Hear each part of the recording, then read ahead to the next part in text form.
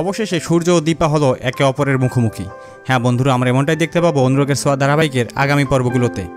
ছোট্ট মেয়ে রূপা ভীষণই বুদ্ধিমতী, কথায় ওর সাথে পেরে ওঠার সাধ্য সূর্যের নেই। তবে সূর্য ভীষণই মজা পাবে রূপার সাথে কথা বলে। অনুরাগের ছোঁয়া ধারাবাহিকের আগামী পর্বগুলোতে আমরা দেখতে চলেছি সূর্য ও রূপার কিছু খুনসুটি মুহূর্ত।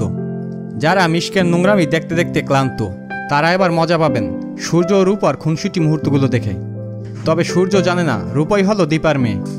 আগামী পর্বগুলোতে আমরা দেখতে পাবো সূর্য আবার আসবে রূপার গ্রামে, আর সেখানেই হবে সূর্যের দ্বিতীয় মেডিকেল ক্যাম্প।